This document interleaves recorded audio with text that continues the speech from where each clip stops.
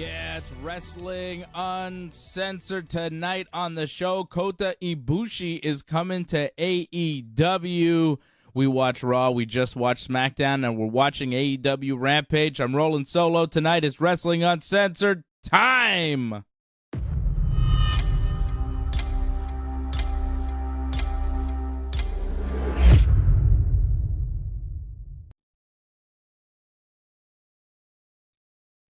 Indeed.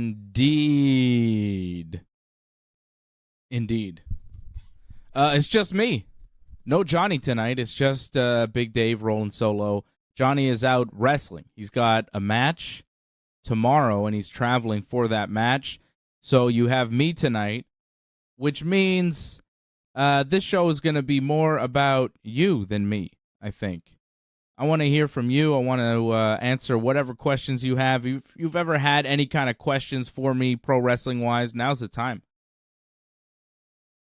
It's going to be like a Ask Me Anything type of thing. Of course, we'll do the regular Wrestling Uncensored deal. We'll recap all the wrestling. We'll watch all the wrestling. But I want to hear from you guys tonight. Jimmy James, you're not alone. You have us, Dave. Thank you, Jimmy James. Shout out to Jimmy in the chat. Alex Tara says, please no CM Punk tonight. Thanks. I don't know, there's not much to say about CM Punk. He won his match against Samoa Joe last week on Collision. It was the only reason I watched Collision. I watched Collision. I recorded it. I didn't watch it live. I don't think it was on TV live, right? I think it was on at like midnight. So I recorded it. I was watching the UFC pay-per-view last weekend. Thanks to all the members for renewing, by the way. I'm seeing members pop up. My boy Alice Shanks. But, I was watching UFC 290 last weekend, so I wasn't watching Collision live on a Saturday night. And I recorded it. And I watched it a couple days later because I wanted to see CM Punk and Samoa Joe. And it was pretty good. Punk won. Fair enough. Finally beats Samoa Joe. He advances to the Owen Hart Tournament Final to face Ricky Starks. And that'll be tomorrow night in Calgary, right? Which is kind of cool. Owen Hart Tournament Final in Calgary, Alberta, Canada. Home of Owen Hart and the Harts.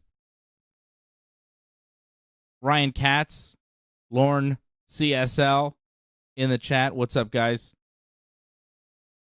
Ryan Katz says, if we learn anything from Miz Morrison cash in, Bayley can't cash in for Io Sky. Yeah, I don't know what was going on there at the end of SmackDown. We'll get to that. Alex Tara says, don't you think AEW is a little bit boring? I don't know. I don't think it's that boring. I think it's all right. I thought Dynamite was a pretty good show this week. I like the Chris Jericho stuff. I think Jericho's doing good work. Jericho and Commander was the opener of Dynamite. I liked it. I thought it was a pretty good match. Jericho beating him with the Lion Tamer. Commander does some cool walking on the top rope and flips and stuff. He's pretty cool. You knew Jericho was going to win. It was kind of like, oh, here's an enhancement match for Jericho, but I'm okay with that once in a while. It's not like we have it every week. It made sense to me. You're trying to build up Jericho for something. I'm not sure what exactly, but there was a lot of Jericho this week with the Don Callis family. Will he join the Don Callis family? I like that stuff. You guys don't like that stuff? Jimmy James saying, I'm having a tough time watching AEW or WWE shows in their entirety. Welcome to my world. Yeah, I do it every week and have been doing it for a very long time, right? What is this, 643 episodes of Wrestling Uncensored this week? 642, something like that. It's a lot of weeks, week in, week out. You do the math. I can't. It's several years. You know? Sebastian Ruyard watching us on Facebook says, who will win, Dave, Cody or Brock? I think Cody. Right? Finish the story. Whatever. I think Cody should win at SummerSlam, right? Seems like the most likely outcome and the best outcome for everybody involved. Cody should win. I want to see Cody Rhodes win.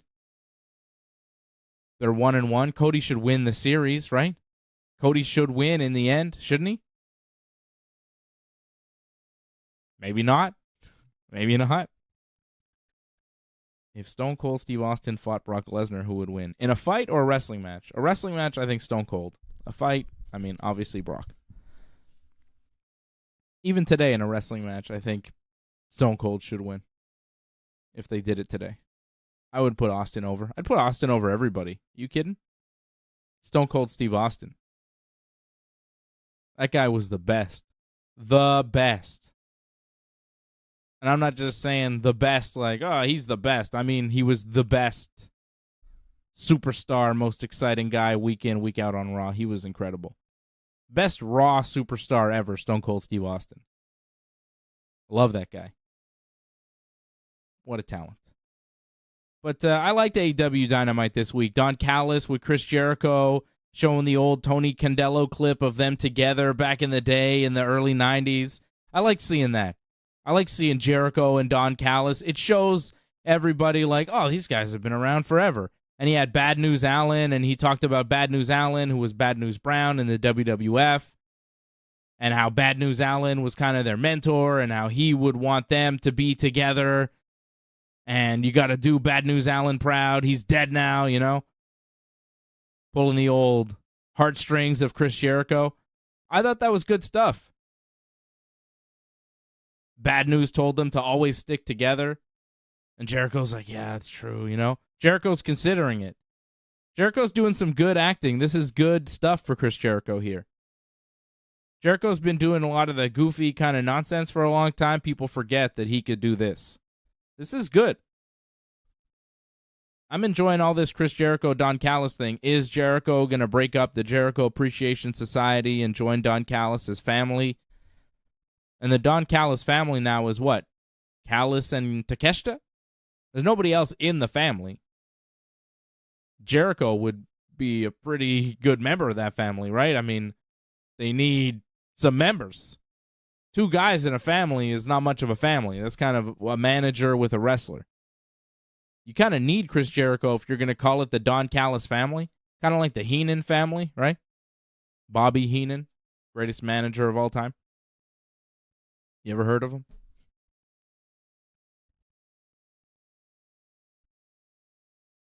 Sebastian Riard wants to know, what are my thoughts on people saying LA Knight is copying Stone Cold and others? I think I don't really see it. I mean, I could see how maybe when he says, yeah, it's kind of like, what? Maybe. I did hear him go, he said something in his promo tonight where he was like, nah, nah, nah. And it sounded a lot like, You know when Stone Cold used to go, That was good. Man, nobody could go, like Stone Cold. Tremendous. It's part of his gimmick. Everybody knows Stone Cold went, Is Stone Cold gonna whoop somebody's ass? Or maybe Stone Cold's gonna walk out of here. Stone Cold's not walking out of here. You know? Tremendous. If you want to see Stone Cold open a can of whoop ass, give me a hell yeah. And so loud. Hell yeah. Tremendous.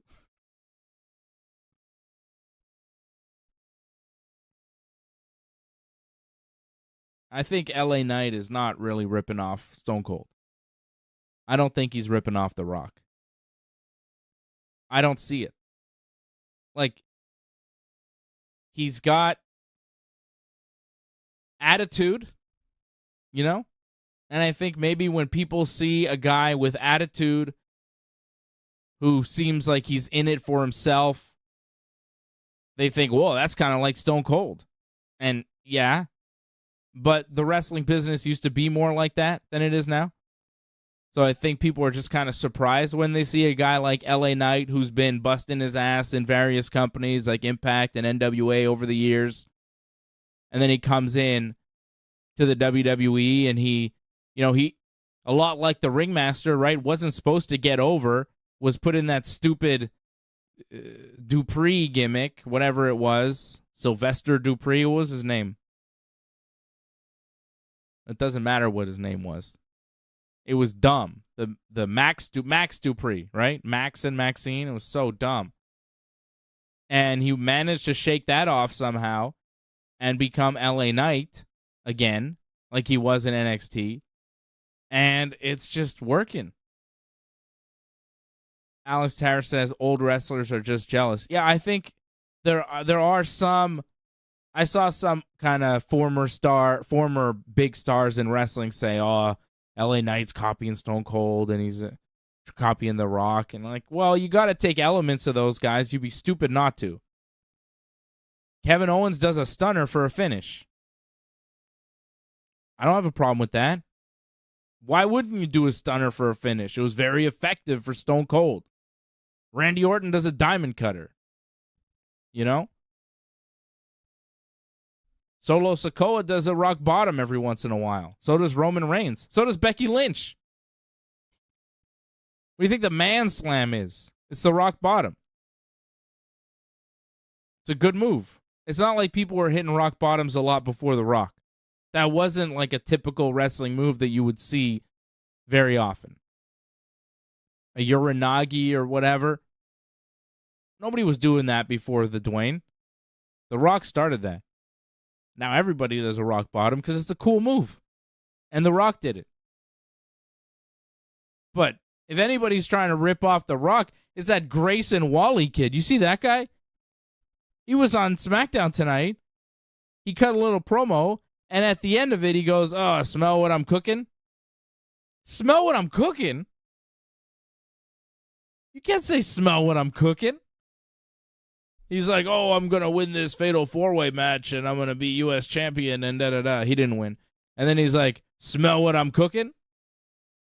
Are they teasing something with Grayson Waller doing like a promo segment and then The Rock coming out and attacking him?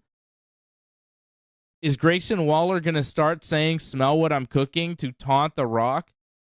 And it will eventually lead to a confrontation with The Rock? Because if that's what they do when they bring back The Rock, no, forget it. It's Roman or nothing. If they bring back The Rock and have him do a thing with Grayson Waller, the guy who hosts the Grayson Waller Effect, like if he's there doing one of his promo segments on like a SummerSlam or a WrestleMania, and then The Rock comes out and that's what he does, weak. I would be very disappointed. Because I want to see him wrestle Roman Reigns. It makes so much sense. They should have done it already. But I think it's the match to make. And if you can get The Rock, do that. You know, unless Rock really doesn't want to wrestle a match anymore and he can only come in to like punch a guy a couple times and do the rock bottom. If that's the case, then I guess the best you can get is doing a promo segment with Grayson Waller. Cena did it, right? Cena came back at the thing. Was it Money in the Bank in London? He did a promo, and that was with Grayson Waller. Are they going to do that with The Rock? Because he said, "Smell what I'm cooking" tonight on SmackDown. And that was The Rock's line. If you didn't know, "If you smell what The Rock is cooking" was a pretty popular phrase in the late 90s and early 2000s. Dwayne Johnson came up with it. It was pretty good. I think he took it from somebody, though. I don't think he was the first guy to say it. I think somebody else said, "Smell what I'm cooking." Maybe D-Lo? I want to say D-Lo would say, "Smell what I'm cooking," and Rock took it from him. I'm not sure. He popularized the phrase, but I don't think he came up with it. Maybe he came up with "smell what The Rock is cooking" and the tongue thing, but the smell la la la la, you know, that thing. But I don't know if he came up with "smell what I'm cooking" or if he, you know.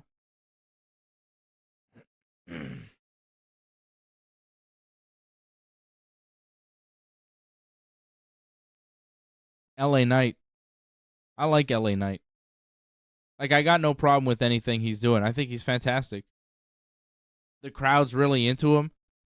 It feels like they're organically into him. Like, it's not something WWE pushed or made. He's just a guy that people watch and they're like, we like this guy. There's a lot to him that is enjoyable. He's good at wrestling. He's good at talking. He looks like a wrestler. He's not like small. He's big and strong looking, you know? There's something to this guy.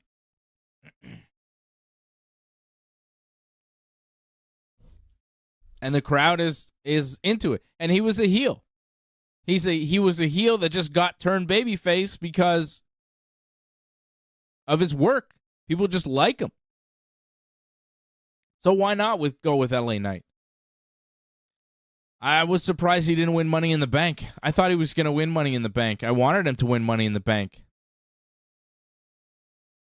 Damian Priest is cool. Like, I got no problem with Damian Priest winning it, but I think LA Knight would have been very interesting, and it would have been the right time to kind of pull the trigger on him.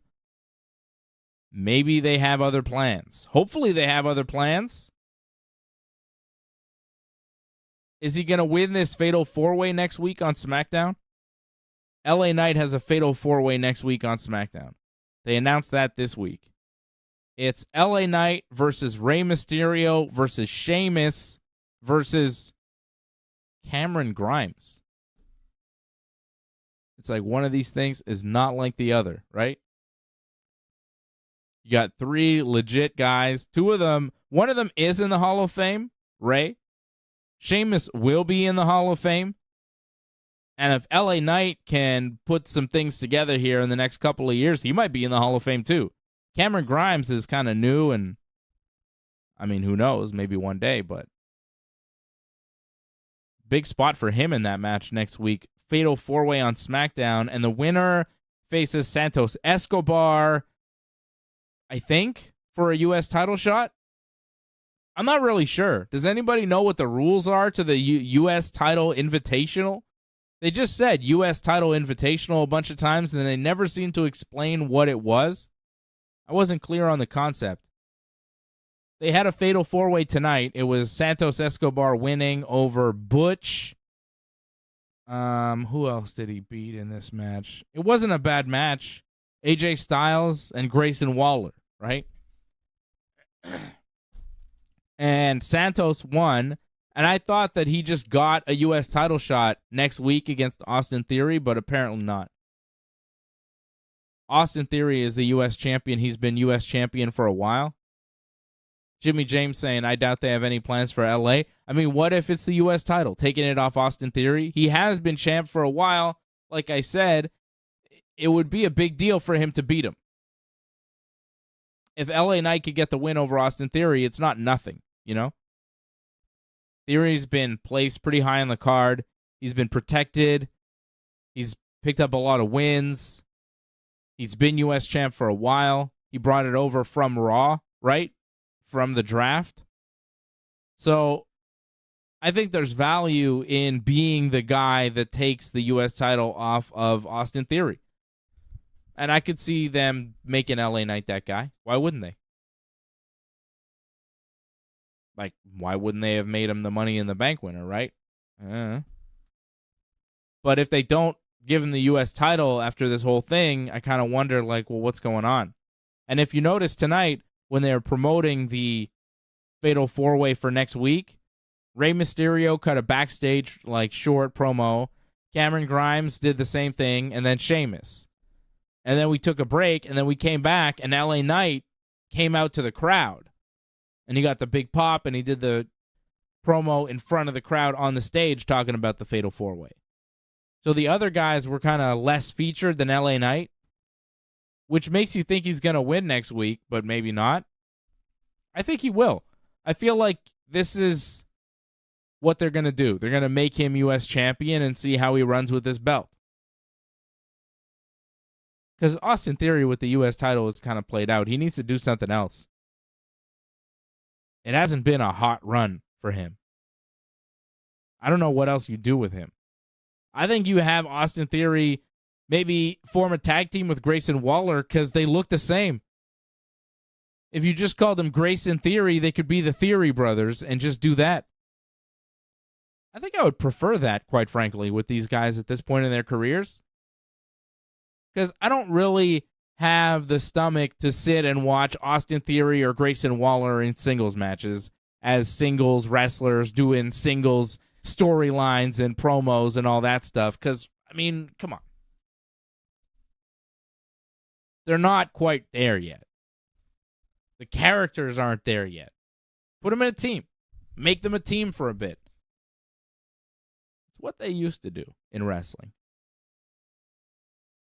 You know, I always look at Bret Hart and Shawn Michaels and how they ascended in wrestling, and I think, yeah, that seems to be the best way to move up the card in the WWF. You know, start off as a tag team, go to the Intercontinental title, and then get to the World title. That used to be kind of how it worked.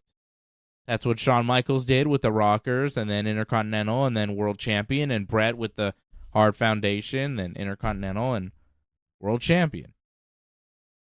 Austin and The Rock did the same thing. I mean, they never were tag team champions, but they were Intercontinental champions before they were the World Champion. It used to be where Intercontinental was kind of the warm-up, let's see how you do. Can you be a World Champion? I think it would be good to put LA Knight in that position with the U.S. title. But Austin Theory, like, he's not at that point in his career. It's too early to put him in, like, a can you be the next champion position. But maybe they are grooming him to be the next champion, the next Roman. They need somebody to be the next Roman. At some point, Roman will leave, right? Nearly 40. Roman's like my age, so he's got to be almost 40. Goddamn, pal. Jimmy James says the IC title was worth something back in the day. Exactly. It's just not. It's not the same. Although Gunther has put some respect back on the Intercontinental Championship, right? Gunther has been a hell of an Intercontinental Champion. Alex Terrace wants to know if I've heard anything about Big E. I have not, unfortunately. I wish I had news about Big E. I wish I had good news about Big E, right? It's sad.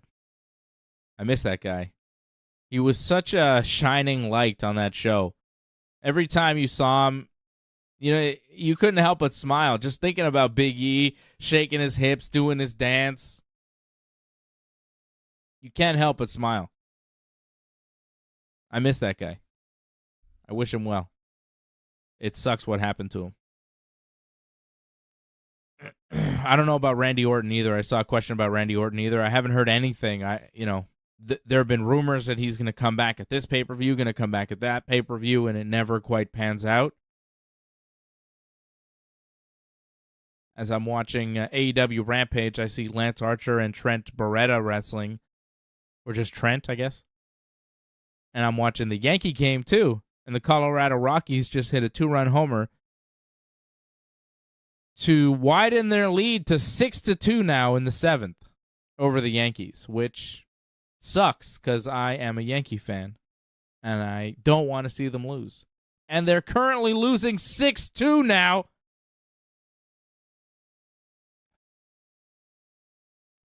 God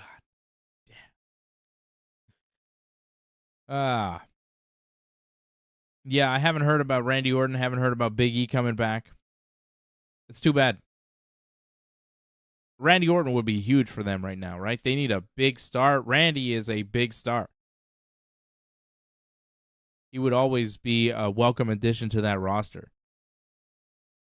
So Santos Escobar wins the match tonight. I think he'll face the winner of the 4-way next week, and I expect LA Knight to win that 4-way, and then LA Knight to beat Santos Escobar and possibly become U.S. champion after beating Austin Theory. Maybe it's SummerSlam. Maybe it's for a match at SummerSlam. I really don't know. But as I say it, like Austin Theory over Santos Escobar doesn't really make sense because Santos Escobar is a babyface and Theory's a babyface, and I don't think they would do that match. So who's the heel in that match? There isn't a heel, though, in that match, is there? The Fatal 4-Way next week. Cameron Grimes isn't a heel. He's a babyface because he was getting attacked by Baron Corbin, and Corbin's not a babyface. He can't be. Right? So there's no babyface in that 4-way next week. There's no heel. Tonight we had Grayson Waller, who's a heel. AJ Styles is a babyface. Butch, I think, is a babyface. Santos Escobar is a babyface. He's friends with Ray in the LWO. And then Ray, of course, is a babyface. He's in the 4-way. Cameron Grimes, babyface. LA Knight, huge babyface. And Sheamus, I think, is also a babyface, right? Sheamus isn't a heel. Sheamus gets cheered. So it's 4 babyfaces in a 4-way next week. Do they have heels on SmackDown? Roman Reigns. Like, is there anybody else? Any other male heels on that show? Now that I'm like looking at, it's like Grayson Waller and Austin Theory are the only 2 heels on the show. Because Pretty Deadly beat Sheamus and Ridge Holland tonight in a tag team match. It was the opening match. It was not anything special. But Pretty Deadly cheated to win, and I'm pretty sure Pretty Deadly are heels. So they beat the babyface Sheamus and Ridge and cheated to win. So Sheamus is a babyface. Ray is a babyface.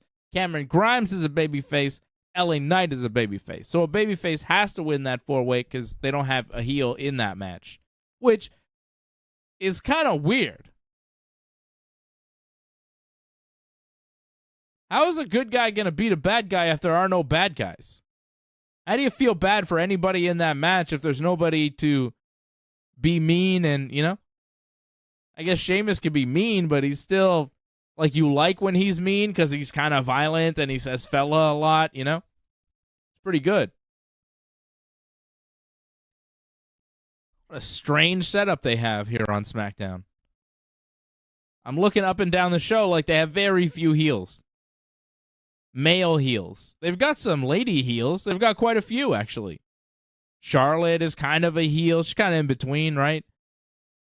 But I'd say she's more of a babyface. But Bayley and Io Sky are definitely heels. Asuka is, like, unclear. She's kind of in between, but she sprays people in the face with mist all the time, so I think she's a heel. But the men's division is all babyfaces, except for Solo Sikoa and Roman Reigns. And Grayson Waller and Austin Theory. And Pretty Deadly, I guess.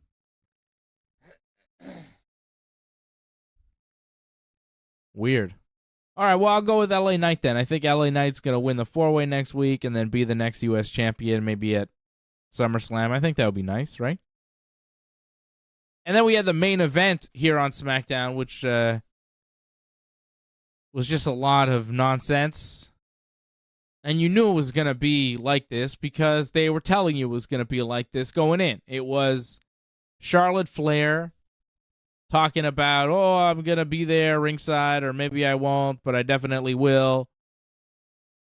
Because Io Sky was threatening to cash in her Money in the Bank briefcase. The match was Bianca Belair challenging Asuka for the women's title. And you knew that Charlotte Flair was going to interfere, and you knew that Io Sky and Bayley were going to try and cash in Money in the Bank because they were telling you the whole show that they were doing it. They had multiple promos kind of previewing that the match at the end of the show was going to be messed up somehow. Bianca Belair came out and cut a promo talking about waiting so long to get her title back, but tonight was her night, and Charlotte comes out, and she's like, yeah, Bianca, I think you're going to win the title tonight. I think you will beat Asuka, and I'm next in line, and I want a match. And Bianca's like, well, how about SummerSlam? And Charlotte's like, yeah, cool. And then that was the promo. Asuka didn't come out at the end of the promo and say, what about me? I'm actually the champion, and I don't plan on losing the belt tonight. It was none of that. It was just like, Charlotte and Bianca agreeing that Bianca was going to win later, and then Bianca would defend the title against Charlotte at SummerSlam. And then later on, Charlotte's like, I'm feeling pretty good about Bianca and Asuka, and, whatever happens, so I'm leaving the building. I'm not going to be near the match tonight. And then Adam Pearce is happy about that, and Bayley and Io Sky show up, and they're like, oh, we feel pretty good about tonight too, and Io is like threatening with the Money in the Bank, saying they're going to cash in on somebody because Asuka and Bianca are going to beat the hell out of each other, right? So Charlotte then says, oh, well, maybe I'll stay. So at this point, you're like, oh, well, okay, we're going to have a main event match, and there's going to be some interference, and we're still building something towards SummerSlam, probably a 3-way or maybe a 4-way with Io. I think probably the 3-way, though, Charlotte, Asuka, Bianca, makes the most sense. And then you have the match. Bayley and Io are there. They've been banned from ringside, but they have tickets. So they're sitting in the front row. And Charlotte shows up, and she also has a ticket, which is shocking. She got a front row ticket, too. And they're sitting there. Bianca goes outside the ring with Asuka, hits the KOD on the announce table, so Asuka's hurt. Just took Bianca's finisher. Bayley and Io jump the barricade, thinking about cashing in Money in the Bank. Charlotte sees this, doesn't want Io to ruin her SummerSlam plans. So she winds up hitting a big boot on Bayley, dropping Bayley. And then Bianca and Charlotte are arguing, and Charlotte's like, I was helping you. But Bianca's mad that Charlotte is like ringside during her match. Io then attacks Charlotte Flair and then goes to threaten Bianca with the Money in the Bank briefcase. And then Charlotte goes to spear Io, but Io dodges it, and Charlotte spears Bianca, which causes the match to end because Bianca is actually in the match, and she got attacked by somebody who isn't in the match. So Bianca wins by disqualification, technically beats Asuka, but Asuka's all down and beat up. So Bayley and Io decide to cash in on Money in the Bank, cash in the contract. They get Asuka. They're trying to get Asuka in the ring, but then Charlotte, distracted, and then Asuka came back, and she spit the mist at Bayley's face, right? Bayley got misted, and then Asuka just escaped. So, I don't know, Io got distracted by Charlotte, got kind of stopped there, and Asuka was celebrating at the end like she had won the match, but she just kind of barely escaped with the title. Asuka just misted, just spat out the stuff in Bayley's face, and Io couldn't stop her, and Asuka just rolled out of the ring, and no cash in, no resolution, and the match itself was, it was all right, but you don't really get invested in a movie that you know going in is going to get cut off in the end. Like, you won't really see a clear resolution. Like, it's hard to get invested in a wrestling match that you know going in, something screwy is going to happen here. I don't know. And then something screwy does happen. And it's like, all right, what are we going to do for SummerSlam? The triple threat? Can we just get to the triple threat? Charlotte, Asuka, Bianca? I think that's fun. We could do that. We could also add Io Sky into there and have a 4-way, but like Ray Cruz is saying, it wasn't the best. The match was not the best.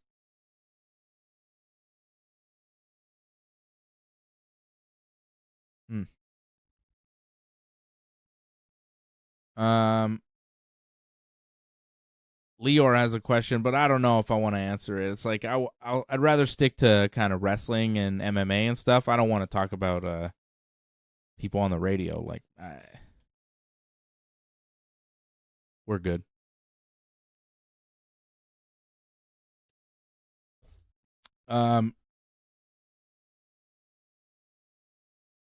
Street Profits went into an SUV with Bobby Lashley.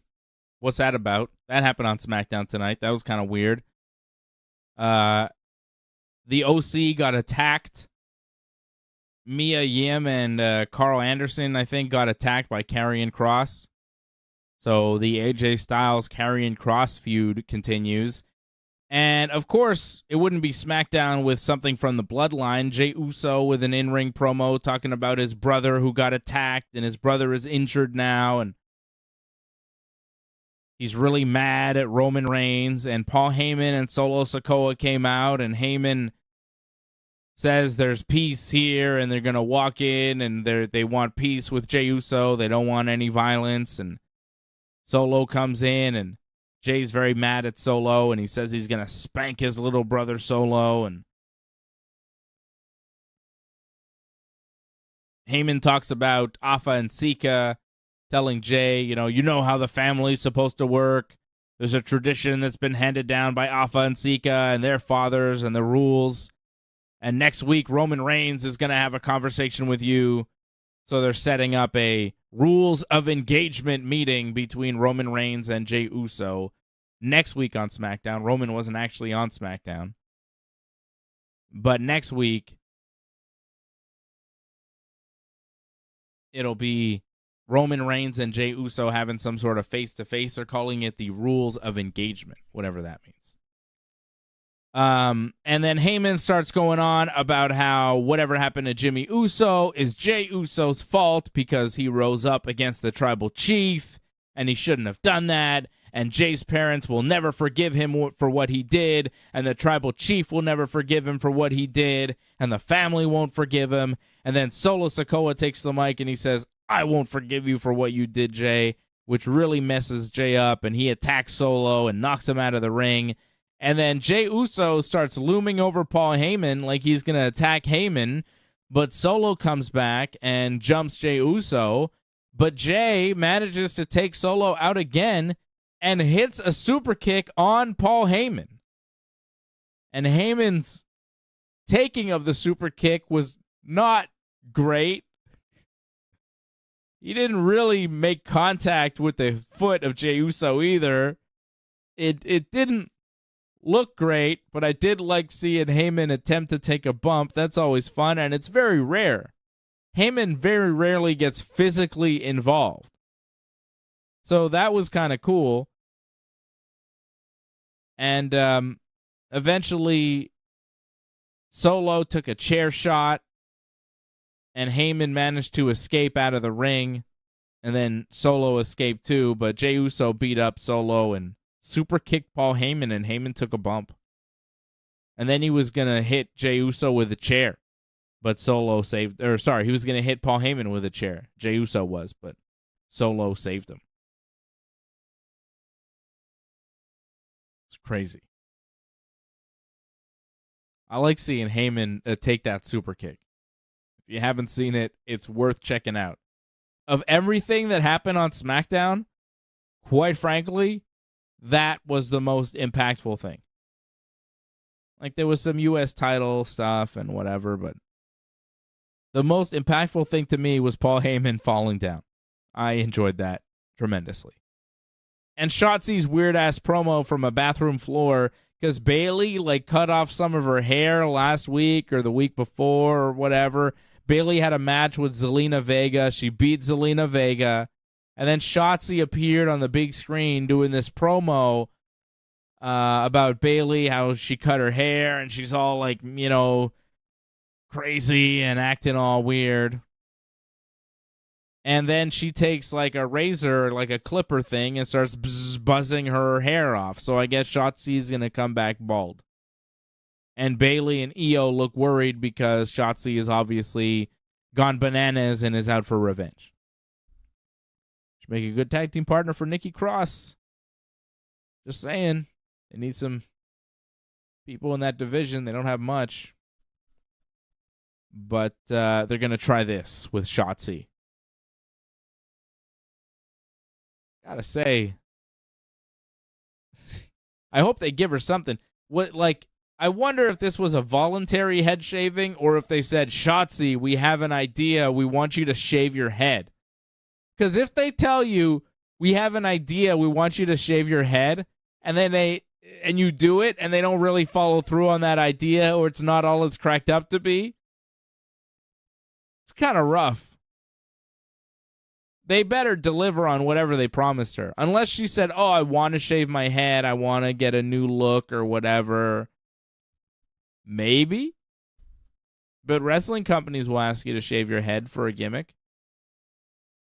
And maybe somebody decided that they wanted Shotzi to shave her head, and they asked, and she said yes, because you're supposed to say yes in WWE, right? You're not supposed to say no, because if you say no, you won't be on TV. And Shotzi is like not a big star, so if WWE says, hey, shave your head, do it in this promo, we've got this idea for you for a character, and she's like, okay. Hope it works out for you, Shotzi. But, like, they ask people to shave their head. They ask people to grow their hair. They ask people to do all sorts of stuff with their hair and their appearance, right? So this is not out of the realm of possibility that this was a request from the WWE. And does anybody truly believe that they're going to follow through on anything meaningful here with Shotzi and this gimmick?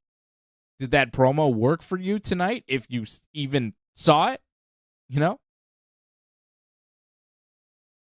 I have my doubts. Do you see Shotzi moving up to the level of women's champion, like hanging in there with Asuka and Charlotte and Io and Bianca and Bayley? Like, is she going to be on that level? Does she elevate to that level? If she does, then it's worth it. But if she does for like 6 months and then kind of back down like a Liv Morgan, you know, is it worth it? Is it worth it? That's a big ask. Shave your head. I don't know. She had a lot of hair. You know what I'm saying? Tough. I wonder if they asked Pretty Deadly to look like that, or that's by choice. Yeah, Serena Deeb shaved her head there. Ryan Katz, yeah. She did that. Of course, Vince did it at WrestleMania. Donald Trump shaved his head, which was crazy. Kurt Angle. And he was just bald after that. But he had that match, hair versus hair with Edge, and he lost and shaved his head, and then that was it. No more hair. Never saw hair on that guy's head again. Ray Cruz says she can, talking about Shotzi, but WWE messes up the women's division lately. I mean, they do and they don't, but yeah, I just don't have faith in them to do anything meaningful with Shotzi at this point. And for them to get her to shave her head, and we'll see. I don't think they're doing bad with Rhea Ripley. Taking a look at what happened on Raw this week, I thought Rhea Ripley, was looking strong as always, looking good. They position her very well on the card. She is a force on Monday Night Raw. She's one of the best things on that show. Finn Balor cut a promo talking about Damian Priest and how he distracted him at Money in the Bank. And then Rhea Ripley and Dominic Mysterio come out. And Rhea Ripley, lays down the law with Finn Balor. She's like, calm down. We got to talk it out backstage. Don't talk about this, And then Rhea's like, we run Raw. Judgment Day runs Raw. And Dom is going to beat Seth Rollins later, and Seth Rollins came out with chicken wings, and he did a promo and whatever. But Rhea Ripley, and Rhea Ripley with Dominic, Rhea tries to hand the mic to Dominic, and the crowd boos Dominic out of the building. He can't get a word out. It's a pretty good act, Rhea and Dom. They've got something very good going on right now, and it's just beginning. This Judgment Day thing took a while to get off the ground, but it's starting to work. Finn is the part that's kind of not working, right? I feel like Dominic has elevated, Rhea has elevated, Damian has elevated, and Finn hasn't. Not exactly, Dominic Mysterio was supposed to wrestle Seth Rollins, but Dominic attacked Seth before a match could even happen. And then Damian Priest and Finn Balor showed up, and they attacked Seth too. It was like a 3-on-1 beatdown, and they were teasing another cash-in of Money in the Bank here with Damian Priest on Seth, because Seth is the world champ. And then Sami Zayn and Kevin Owens made the save and cleared the ring, helping Seth, which set up a 6-man tag for the main event of Raw, which had some controversy. There was a really badly botched sling blade attempt there from Finn Balor. He tried to do that sling blade move, and it just completely fell apart. And there was a report from Fightful that said that there were some, there was an argument after the match. It wasn't a fight or anything, but there were some kind of loud words. Nothing serious, but apparently that match went terribly wrong, and some people were a little bit upset about it afterwards, according to the report. I mean, I could see getting a little bit heated. It didn't look good, because Seth looked like he was going for like a clothesline or something, or an axe handle. Seth looked like he was going for something, and then Finn was going for something at the same time, and it was like, what happened? They just kind of crumpled in the ring. It was very obvious. And the match itself was it wasn't great. I expected it to be a bit better.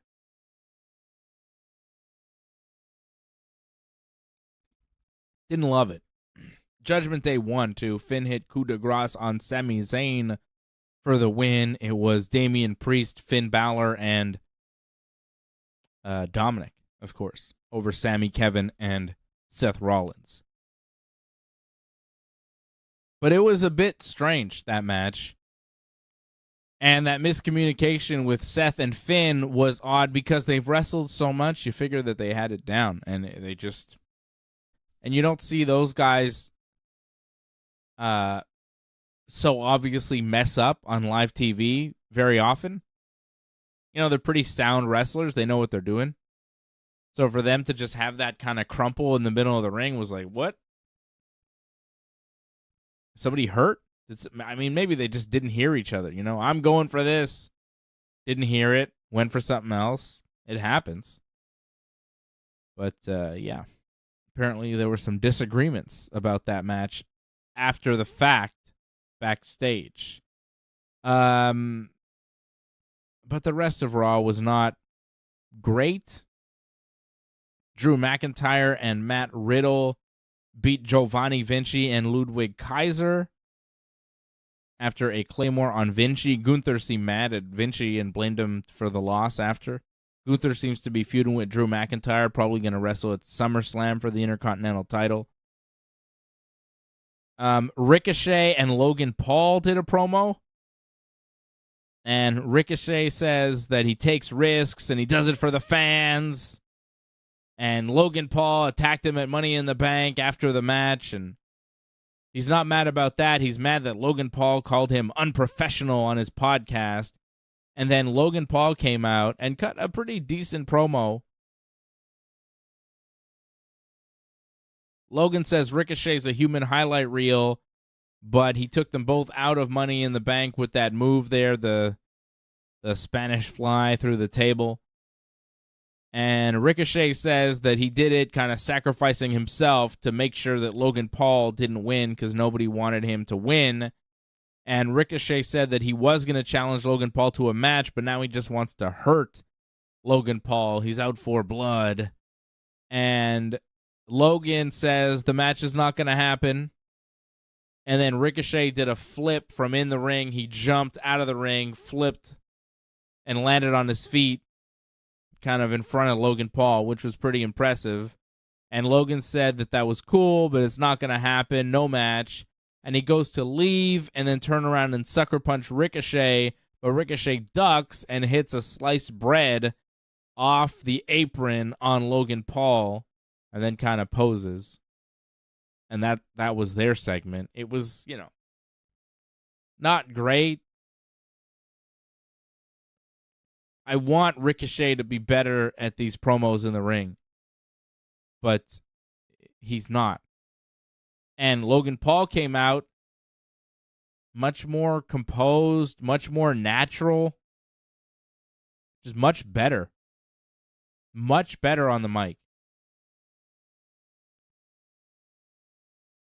It's too bad. Ricochet's got all the athleticism. He's got all the things that should make him a top star in pro wrestling, but he's missing that promo, and that was pretty obvious on Raw. Logan Paul out-talked him. And I think they'll have a match at SummerSlam, and I think Logan Paul will beat Ricochet too. The win for Ricochet is getting a match at SummerSlam against Logan Paul. That's the big deal for Ricochet. He doesn't get to win. It's too bad. Wish Ricochet was a little bit of a better talker, because if he was, they'd have something there. He's got a good look. He's a really good wrestler. He's super athletic. He does crazy stuff in the ring. Some stuff you've never seen before. But that character, Ricochet, like, what is he? I know his name is not Ricochet, but, he's not anything. Not like Chad Gable. Like, Chad Gable's got character. Chad Gable is something. He was fun, and the crowd was into his graduation ceremony. I didn't hate this. I like everything that Gable and Otis do. And Gable says Maxine is the first graduate of the Alpha Academy. They're graduating Maxine. And Maxine says she thought Gable was a disgusting troll when she first met him, but now she knows he's a great coach and friend. And she talks about beating Valhalla last week, and then the Viking Raiders show up, and Valhalla shows up from behind and drops Maxine before leaving the ring. And Valhalla takes Maxine's jacket that she was wearing. And next week it will be the Viking Raiders versus the Alpha Academy in a Viking rules match on Raw, whatever that means. But I like the Alpha Academy. I like Gable and Otis. I think they're great. I like seeing them. Just watching this AEW Rampage show. It's still going on. It's like a long Rampage, or was that the main event? That was it. Willow Nightingale just won, beating Athena. Oh, no. Tomorrow is the super long AEW show. Tomorrow they've got a 3-hour Collision. Good God almighty. Because it's like 2 hours of Collision from 8 to 10. And then from 10 to 11, it's Battle of the Belts. So they got a bunch of wrestling tomorrow. AEW is overkilling you with the wrestling. AEW just wrapped up Rampage. They've got 2 hours of Dynamite on Wednesday, of course. They've got an hour Rampage on Friday. They've got now 2 hours of Collision every Saturday night. And 4 times a year they have the Battle of the Belts as well, which adds an extra hour to Collision. So 4 times a year you're going to have a 3-hour Collision on a Saturday night. So Willow Nightingale just beat Athena in the semifinals of the Owen Hart tournament. And tomorrow night she will be in the finals against Ruby Soho. I expect Ruby Soho to win. And CM Punk, Ricky Starks, also Owen Hart Tournament men's finals tomorrow night on Collision. FTR versus Jay White and Juice Robinson, 2 out of 3 falls for the tag team titles tomorrow night on Collision in Calgary too, which is pretty sweet. That should be good. I don't know. Somebody said AEW was boring before. I don't know. AEW does some cool stuff. Like, they give me a reason to tune into Collision. I may skip through some other stuff that they do on Collision because it's a 2-hour show and I don't want to see all the things that they do, and it's not always that relevant to me. But, last week I wanted to see CM Punk, Samoa Joe, and I enjoyed that, so I watched some of Collision. I watched some of the other stuff other matches and stuff that they did, but it wasn't groundbreaking. It was all right. Not memorable, though. I couldn't tell you what happened other than CM Punk and Samoa Joe. And then CM Punk will wrestle Ricky Starks tomorrow night. I want to see that. I want to see Punk and Ricky Starks. And I also want to see FTR against Jay White and Juice Robinson. That's going to be a kick-ass match. So I'm good with that tomorrow night. I don't mind seeing the finals of the Owen Hart tournament in Calgary. I think that's kind of cool. Ruby Soho against Willow Nightingale tomorrow, and then Punk and Starks for the other final. I think that's fine. Harold Schneider dropping a $10 super chat saying thank you. Thank you, Harold, for supporting the Ringside Report Network. Supporting me here rolling solo on a Friday night. No Johnny North. The show won't be as long this week because, there's only one guy's talking, right? One guy's opinion. Why would you expect a longer show? You know what I'm saying? What I'm saying is, when John's on the show, he adds time to the show because he has things to say. But when it's just me saying the things I have to say, I mean, it's half the show, so it should be half as long, right? Makes sense. John's the other half. Ray Cruz says that should be match of the night, FTR versus Bullet Club. Yeah. Punk and Starks could be good, though, you know? Like, I wouldn't count that match out. That could be pretty good. But FTR versus Jay White and Juice Robinson, 2 out of 3 falls with the titles on the line. Yeah.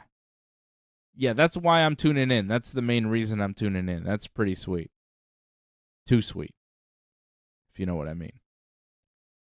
Just wrapping up here with some WWE stuff. Cody Rhodes cut a promo about Brock Lesnar. Brock will be on Raw Monday night, which should be fun. Cody and Brock, of course, trilogy at SummerSlam. Shayna Baszler beat Emma in a short match, and then Ronda Rousey came out and attacked Shayna, went for the armbar, but Shayna escaped. Ronda and Shayna should be fun at SummerSlam, too. I'm looking forward to that. I think they're going to have a pretty good match, and people will be surprised by how good it is. Miz and Tommaso Ciampa.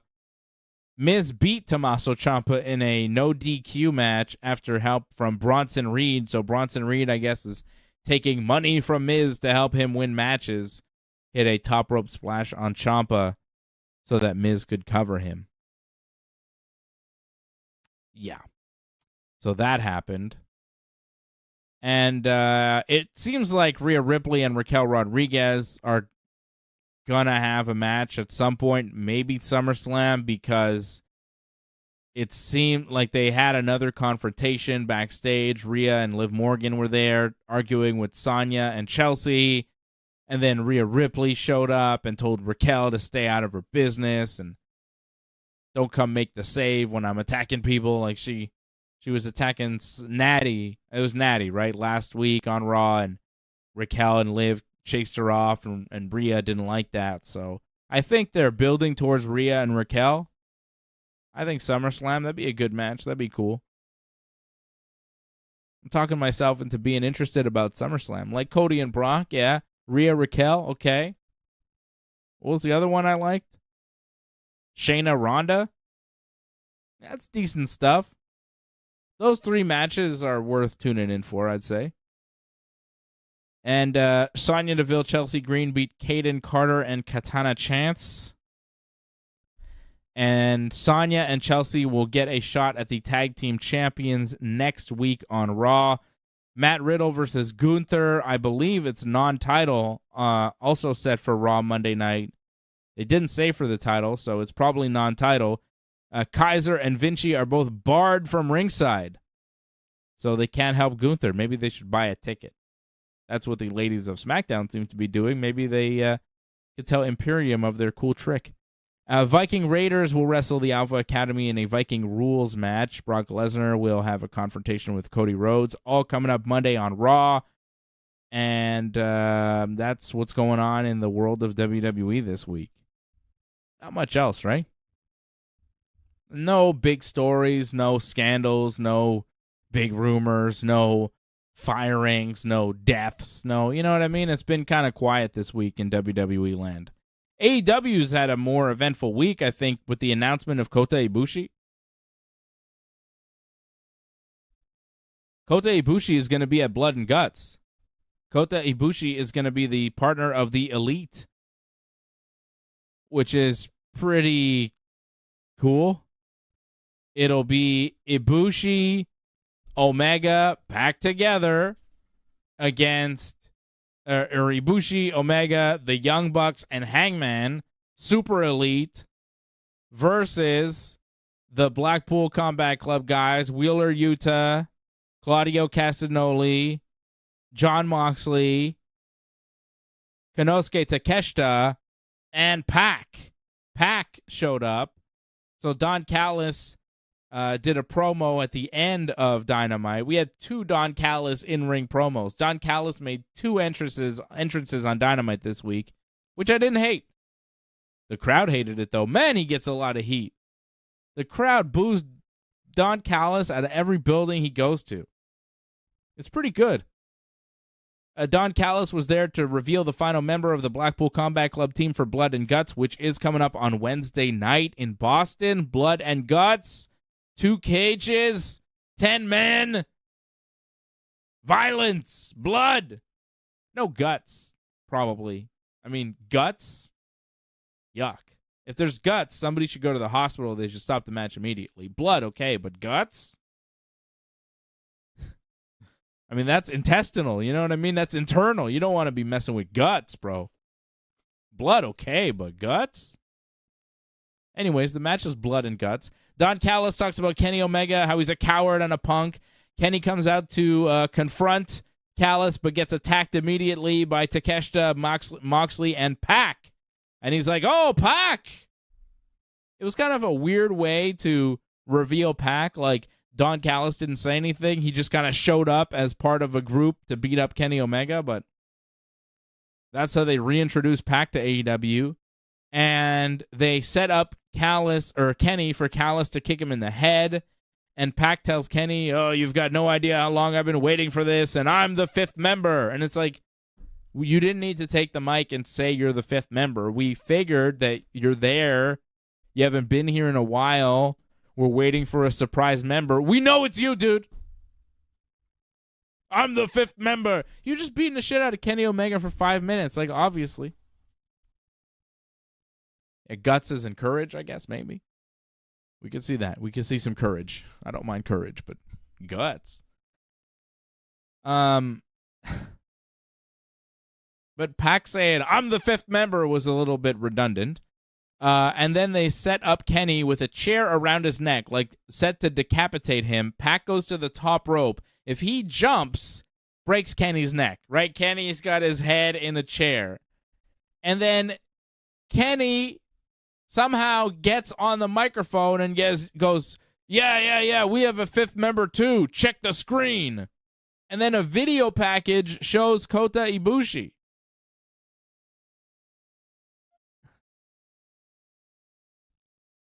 You are a ruthless, evil group of men about to decapitate or break your enemy's neck.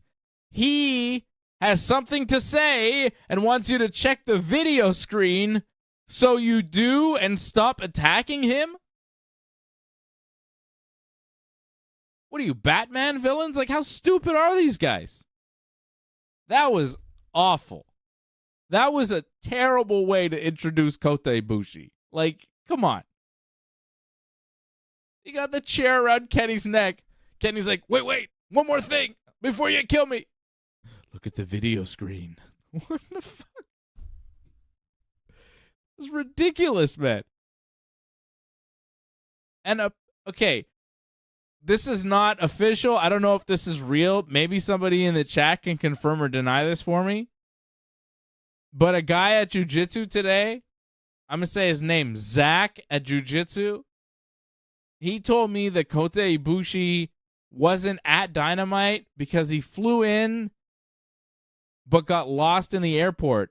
And they went to try and find him, but they couldn't find him. But he was there. He was supposed to be there, but he just got lost in the airport. I don't know if that's true. I'm prefacing that with that is a rumor that a dude at Jiu-Jitsu told me today when we were talking about pro wrestling between rounds.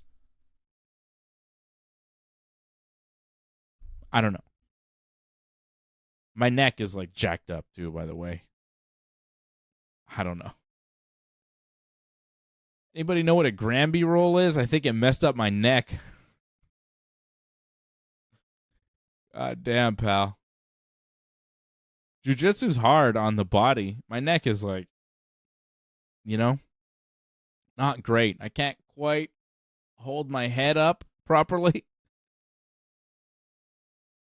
I was walking around before, and my girlfriend goes, "You look like Kurt Angle." I was like, "Yeah, I feel like Kurt Angle." I'm like all hunched over, like, oh, it's bad. It's bad. Oh, man. Yeah, it was a rough day at the office today. It's fun, though. I had a good, I did all right, but it was like, man, my body hurts now. You know, jiu-jitsu is the best. Do jiu-jitsu. It's worth it. It's worth the pain. Like, I'm going to go on Monday. I don't care. I'll take a couple days off, go back Monday, because I need a couple days to rest my aching body, but I'll be fine.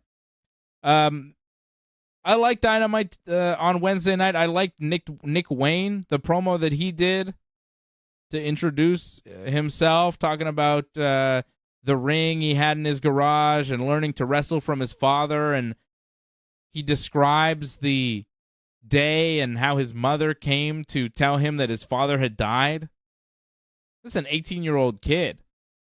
And he's looking to, finish his father's legacy and, pursue his dream. And he's got an AEW contract and he's about to have his first match. It's like, man, how can you not feel for that kid, Nick Wayne? I felt for him. Poor guy. But also good for him, man. I'm glad that he's out there. He's got a contract in AEW. It's not something that's given away. It's not something that's easy to get. And he's got something. Like, he had charisma in that promo. He could talk. And the match was all right. He had a pretty decent match there with Swerve. Swerve beat him. Rough match. Nick Wayne took some rough bumps. It was good. It was a good match. I enjoyed the Nick Wayne stuff on Dynamite this week. So I'm going to be rooting for him, and I look forward to seeing what he does next. I like that Nick Wayne stuff. I think Nick Wayne might be all right. Ruby Soho beat Sky Blue to advance to the finals of the Owen Hart tournament. Twitter keeps showing me pictures of Sky Blue's ass for some reason, like the whole wrestling internet. That seemed to be one of the big stories in wrestling this week. Sky Blue's trunks are basically like a thong, and her whole ass is hanging out, and a lot of the internet AEW fans seem excited about it. I just keep seeing pictures of Sky Blue's ass. I'm like, what is this? She's like, she's got like a smaller version, but like Rikishi's pants on. Her whole ass is hanging out.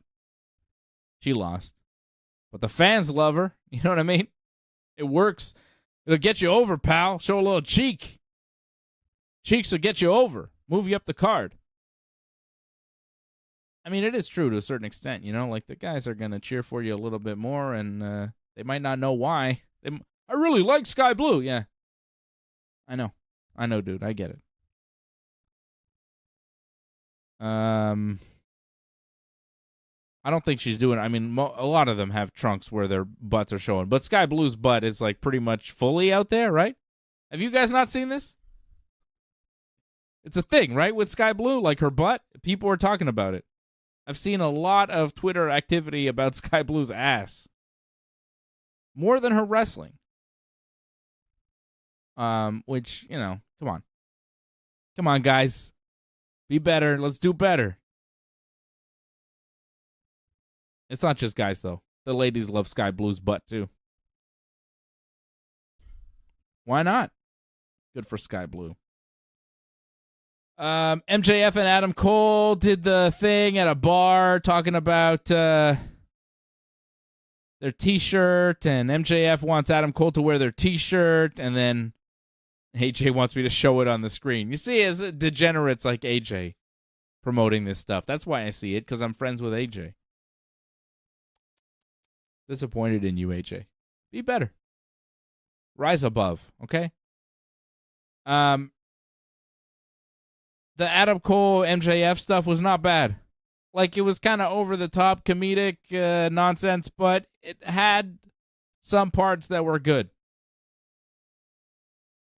I didn't so much like the four ladies that it was there. So they're at a bar and they're drinking, and then four ladies come by, and they say hi to MJF and Adam Cole, and MJF is like, "Oh, we could split them, and you could have two, and I could have two," and then Adam Cole's like, "No, I really care about Britt Baker. I'm like engaged or whatever." And MJF is like, "Oh, okay," and then he takes them all to the bathroom, and then he comes back like 30 seconds later. Seems quite satisfied with himself. I can't imagine they were. I mean, four ladies, 30 seconds. That's not good math for MJF. Like, it really didn't take him that long is what I'm saying. The sexual intercourse or whatever that was intimated in that segment. They're like, oh, MJF goes to the bathroom with four ladies, and that's supposed to be real? Is that really happening to MJF? I mean, if it is, mazel tov, but really? Come on, MJF.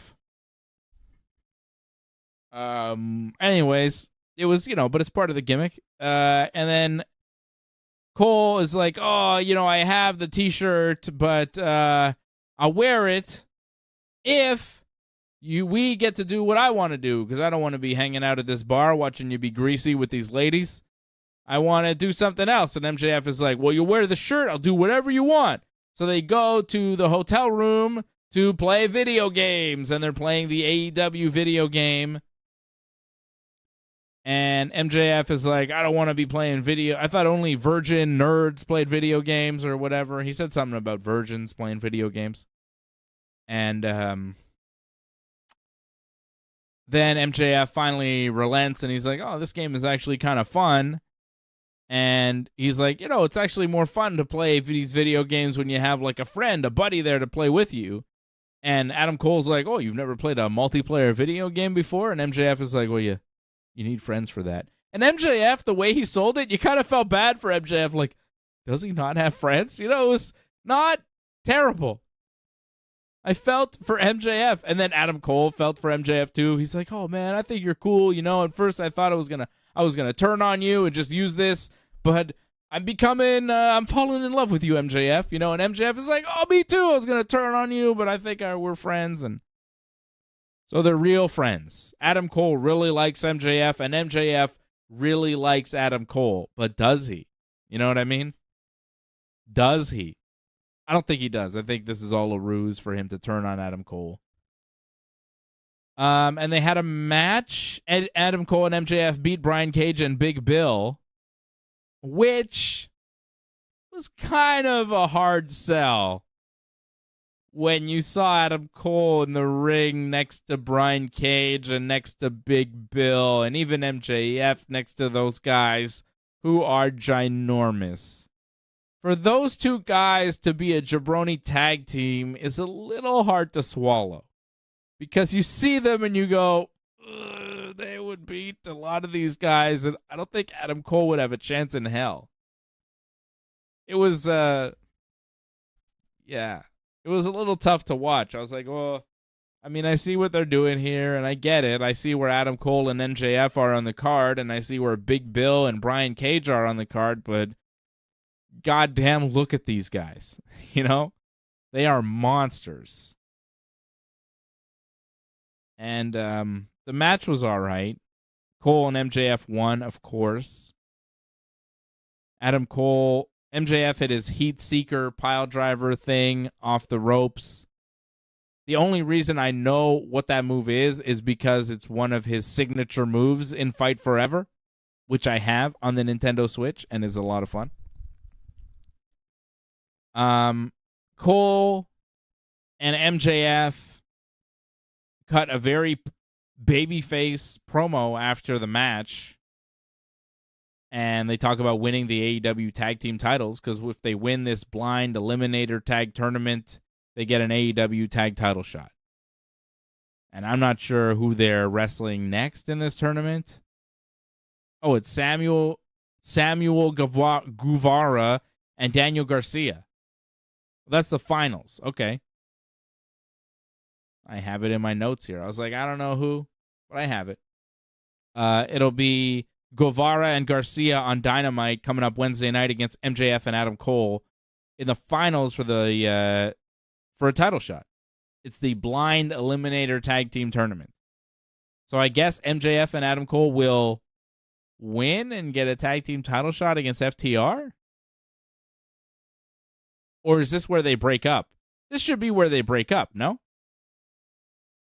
Sammy Guevara and Daniel Garcia against FTR makes a lot more sense than MJF and Adam Cole. But maybe. But I think something's going to happen in the match. Sammy and Garcia will move on because they need to move on because Jericho is maybe not with them anymore. And if they moved on as a real tag team and maybe wrestled FTR, maybe beat FTR, probably not, but maybe. It could be something for them. And MJF and Adam Cole don't really need the tag team title match. They don't really need the win in this tournament. MJF is a world champion. They're going to wrestle each other at some point, MJF and Adam Cole. That's what this whole thing is leading towards, so why not get to that on Wednesday night? This whole tournament seems like it's been a build for Adam Cole and MJF to do something. MJF finally turns on Adam Cole here, attacks him, and leaves him laying for Garcia and Guevara to beat him up. I can see that. So that's coming up Wednesday on Dynamite. Also, of course, Blood and Guts is happening Wednesday on Dynamite, all in Boston, which should be pretty fun. TD Garden. I've been there a couple times for pro wrestling. It's not a terrible building. It's not bad. I don't mind it. I don't love it. It's not my favorite building for pro wrestling. I like the Bell Center, quite frankly. I think the Bell Center is pretty good. The arena in Philadelphia was not bad. But I just don't like how you get into the TD Garden. It's kind of like, it's weird. It's not great. Entering and exiting the building, not super convenient. And the building itself is kind of older. It's not amazing. Like, you compare it to the Air Canada Center or whatever it's called there in Toronto, their arena, or the Bell Center here. I like those arenas better. The arena, the Prudential Center in New Jersey is really nice too. I'd say that's better than the Bell Center or the ACC. The Prudential Center is the nicest arena I've been in. I've been in a few arenas, but the Prudential Center was like just a nice, top-class venue. Very nice. The surrounding area, not the best, but it's a nice building. Very nice building for events and UFC fights, which is, I didn't see wrestling there. I saw a UFC fight. Jungle Boy and Hook had a thing. Hook attacked him in a truck. And Daniel Garcia and Samuel Guevara beat Darby Allin and Orange Cassidy after some interference from Swerve. And that's how Garcia and Guevara advanced to the finals of that tournament. And Jake Hager did a pretty good promo with Chris Jericho, asking him if he's really considering Don Callis' offer. I thought this was really good stuff from Hager. Like, I thought the Jericho stuff was the best stuff on this show, and I think this Hager thing was maybe the best promo we saw all of Dynamite. Better than the MJF stuff. I really like this Jake Hager thing because it felt real. Asking him if he's really considering Callis' offer, and Jericho's like, honestly, I don't know. And Hager takes off like this silly purple hat, and he's like, 10 years ago, I saved your life in Abu Dhabi, and 4 years ago, I left behind an undefeated MMA career to follow you here to AEW because you asked me to. But it's not just your career, Jericho, that's on the line. It's mine, too. And until you can be straight with me and give me a real answer, I can't give you 100%, and gives him the hat and walks away. And Hager's been with Jericho since the beginning, since the Inner Circle. Jericho's always had Hager by his side in AEW, So for Hager now to leave him his main henchman, it's like, oh, this is something. But I feel like if Jericho's going to the Don Callis family, Hager should go to the Don Callis family too, because like I said before, the Don Callis family is Don Callis and Konosuke Takeshita. If they get Chris Jericho, it's just Chris Jericho, Konosuke Takeshita, and Don Callis, who's not wrestling. So you have two wrestlers. Might be good to add Jake Hager in there. He's also a wrestler. Ray Cruz says, imagine if Adam Cole turns on MJF, that would be a shocker, but I expect MJF to turn on Adam Cole. Yeah, exactly. I think MJF turns on Adam Cole. It makes the most sense. If Adam Cole turns on MJF, I think people will feel bad for MJF and boo Adam Cole. I don't think it will work. I think they want MJF to be the bad guy, and I think at this point, if the fans believe it's a real friendship and MJF really likes Adam Cole and Adam Cole is the one to turn on MJF, like I think the fans are starting to kind of want them to be together, and MJF should be the one to ruin their hopes, not Adam Cole. Cole is the babyface. MJF is the heel. They should get it straight here, but you never know, but they should. They should. AJ says, hey, man, you sold me. Danny Brook Media is AJ D'Alessio, by the way, who does a Thursday night MMA show with me. And AJ says, hey, man, you sold me. Show it. He's really begging to see that sky blue picture. Look it up yourself, AJ. Well, actually, I know you can't because you're not that good at the internet. So maybe I'll have to send you a link. You old, confused man. Good man, AJ. Although he bailed on me last night. I had no AJ for Ringside Report MMA because AJ was caught in a tornado. He went to see The Wizard of Oz, so it was just me and Fred doing Ringside Report MMA last night. And then tonight, I don't even have Johnny North. But I got his T-shirt on, so I'm rolling solo, but I got Johnny North in spirit here with me, representing for Big Johnny. Johnny North is a great wrestler, and sometimes he has to miss the show to go do wrestling matches, and that's totally cool with me. I could hold down the fort here at the Ringside Report Network headquarters. Harley Cameron, I think is her name, did a rap video about QTV and stuff. It was odd. It was like watching Iggy Azalea rap. I was like, yeah, okay. It sounds like rap, but I don't want to listen to it. Harley Cameron is the Iggy Azalea of wrestler rappers. Already wrestler rappers, like, I'm not interested. Is there a wrestler who's a rapper whose rap music you want to hear? You know, like Max Caster. I like when he comes out and does the Acclaimed, but do you want to see him doing a rap song or listen to him rap about not a promo, not a wrestling match? Swerve, I know, is like a rapper. R-Truth has done rap. Non-wrestling, like attempting to be real rappers. And like, yeah. I mean, it's fine if they want to do it. They're perfectly allowed to do it. I just don't want to listen to them rapping. And a lot of them have songs on the AEW video game soundtrack, but you can adjust it. Because the AEW video game Fight Forever, for those who have it, you would know, the music is constantly playing on that game. And if you don't switch the soundtrack, the game will be super annoying to play because you're going to be listening to Swerve and Max Caster and somebody called Mega Ran or whatever do all sorts of bad rap music that you don't want to hear. It's not good. I like rap music, I'm very much looking forward to the new Travis Scott album. What is it, Utopia? When does that come out? Like Friday, I think? Next Friday, maybe? I think it's next week sometime. Travis Scott's new album, yeah. I'm into hip-hop. I like rap music, but, the wrestler rappers I'm not so into. Anybody else into that Travis Scott? Want to know? Anybody know about when that Travis Scott is dropping? It's going to be pretty good. You guys want to talk about Adam 22 and Lena the Plug and all that shit that's going on? That's crazy. disgusting. I mean, it's fine. It's totally cool, but it's shocking. Oh, see, I'm into the hip hop community. You guys don't even know what's going on.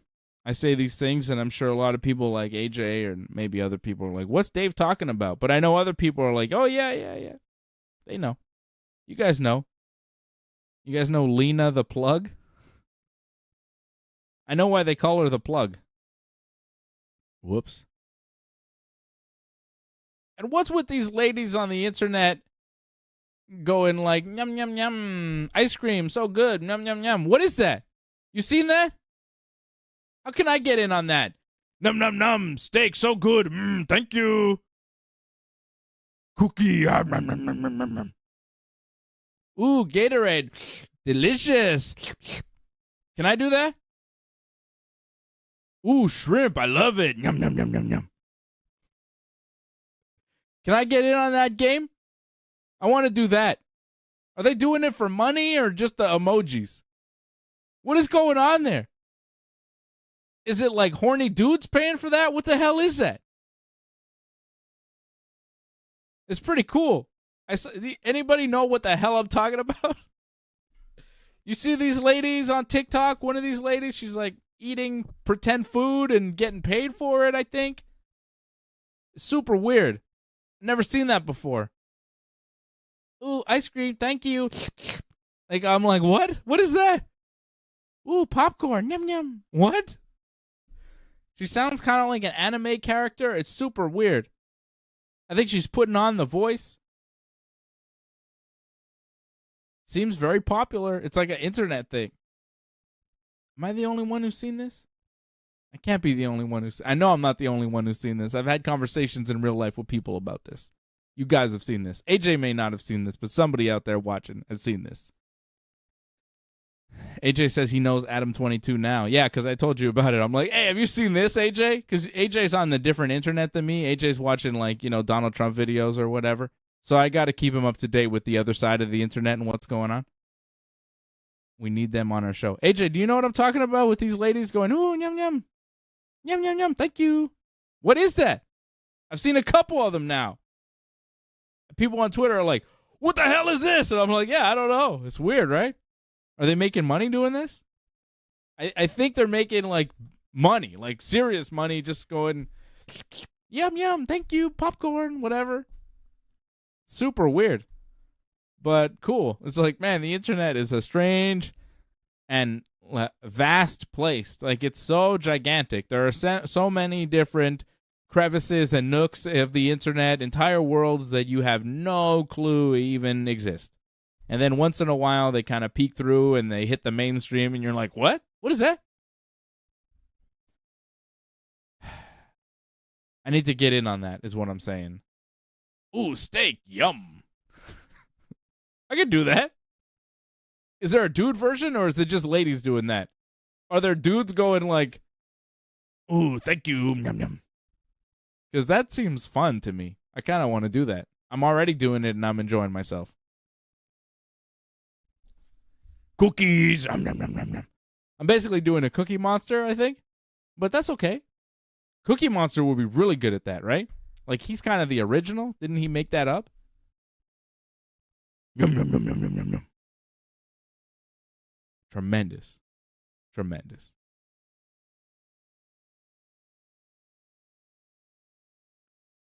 Shout out to Eagle999 over on Rumble. Shout out to everybody watching us on Kick, on YouTube, Twitter, Twitch, Facebook, all the things. There you go, Eagle999. I see you there on Rumble. But that whole thing, all that stuff. Brandon, yeah, all right. When I start seeing that stuff, I know it's time to wrap up the show.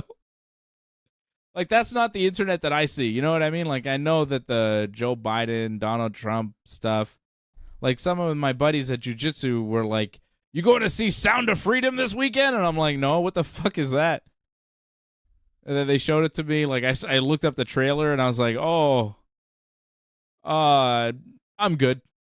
I mean, it seems kind of Like, I get it. You know, I get what's going on there. It's fine. I'm not really interested in watching that movie. Just the title of the movie, Sound of Freedom. It's like, what is that? It's like too much for me, you know? I'm like, all right, dude, chill. Let's be cool. Let's be cool.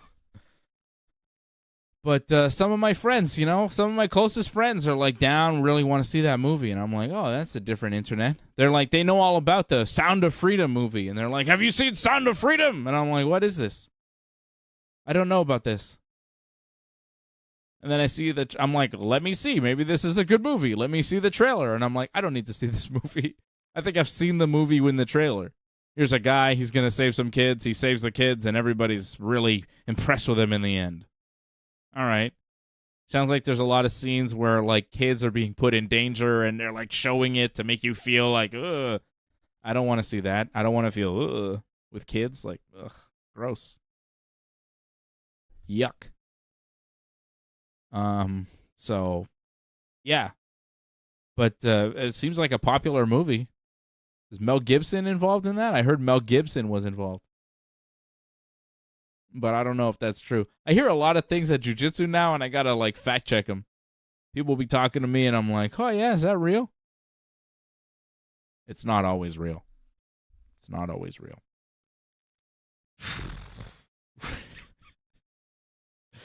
Sound of Freedom.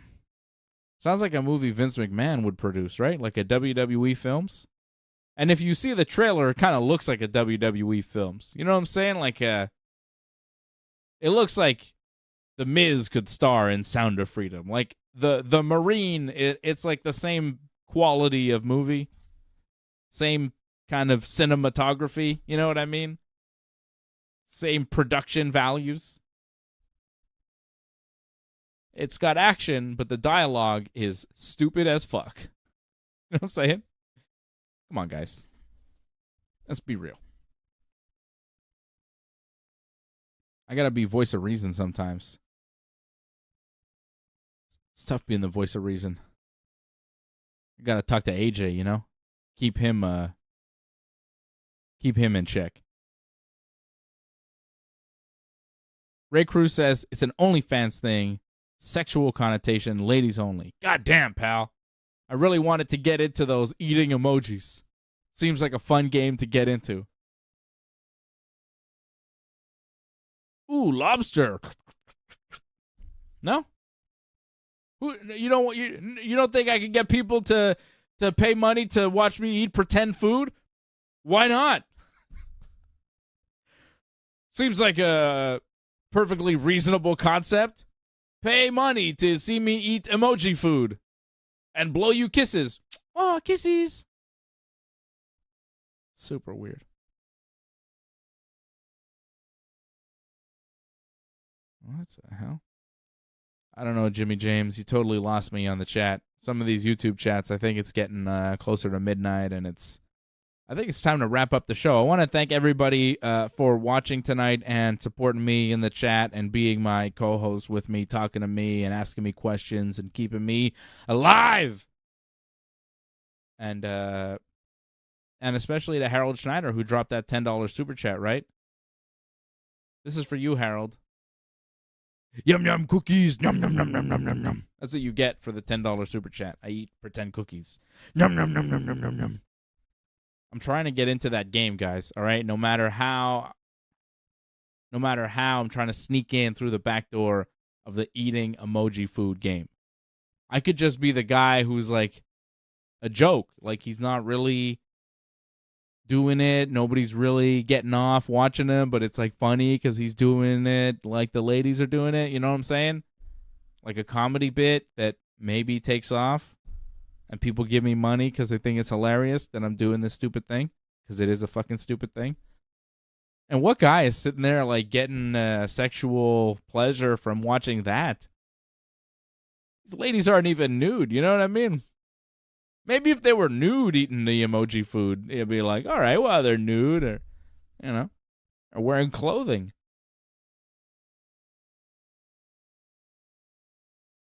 I don't understand. But good for these ladies, man.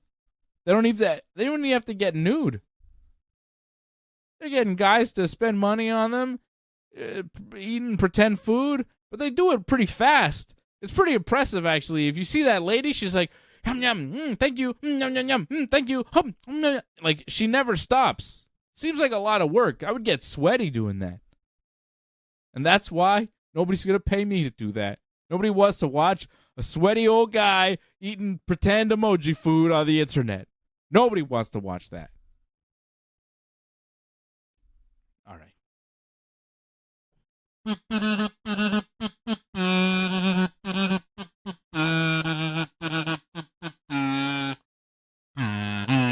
got a kazoo. Every time I get a kazoo, I have a kazoo is for my son's birthday party. Every time I have a kazoo, I want to do the Edge and Christian Kurt Angle, you know? Or when Edge and Christian go, you know, you think you know me. Classic.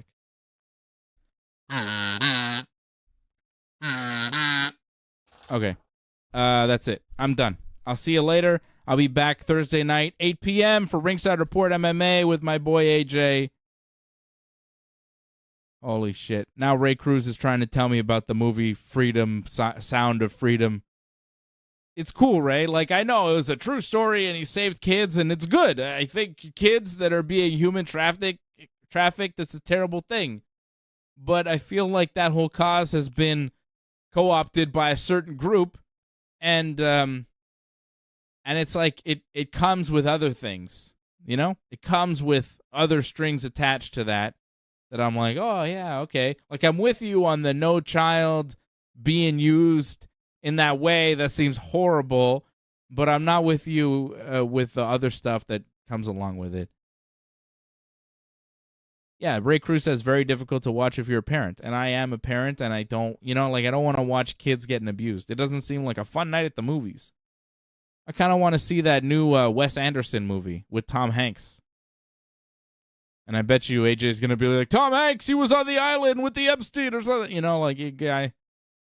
can't, I don't think Tom Hanks was on the Epstein Island, though. I'm just saying. But I'm sure AJ probably thinks that. But that new movie there, that Wes Anderson, Tom Hanks movie, it looks pretty good. That's the kind of movie that I want to go see. What's that movie called?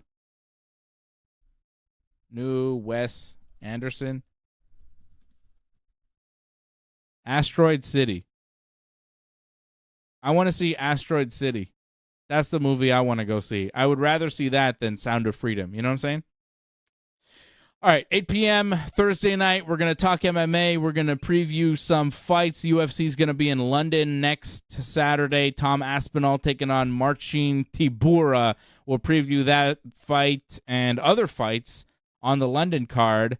Coming up Thursday night, 8 p.m. right here on the Ringside Report Network. Again, thank you to everybody for joining me and the members, Ray Cruz. Shout out to Ray, who joined over at join.ringsidereport.net. Shout out to Harold Schneider for the super chat and for all the support as well. Thank you, guys. And Johnny will be back with me next Friday night on Wrestling Uncensored. Ladies and gentlemen, pro wrestling and MMA fans from around the world, we have a special message just for you. Are you ready to take your love for pro wrestling and mixed martial arts to the next level? If so, then listen closely because we have an offer you won't want to miss. The Ringside Report Network brings you the best of the squared circle and the octagon. We're here today to invite you to become a member of our exclusive community. Our vibrant and passionate community of members is waiting to welcome you with open arms. Connect with like-minded fans, share your opinions, and engage in lively discussions about the latest matches, epic rivalries, and upcoming events. Together, we'll celebrate the adrenaline-fueled world of pro wrestling and MMA. There's nobody on the internet that has as much knowledge and insight on this entertaining world of combat sports as we do. Please consider supporting the Ringside Report Network right now by going to membership.ringsidereport.net. That's membership.ringsidereport.net. Or if you want to join our YouTube channel, go to join.ringsidereport.net. Only members are invited to call into our shows, and we really want to hear from you. Don't wait another second, my friends. This is your opportunity to become a part of something extraordinary. Join the Ringside Report Network Pro Wrestling and MMA channel today and witness the action, drama, and excitement like never before. We can't wait to welcome you to our growing family of wrestling and MMA enthusiasts. Remember, together, we're going to make some noise and celebrate the incredible world of pro wrestling and mixed martial arts. Thanks for joining us today, and we can't wait to speak with you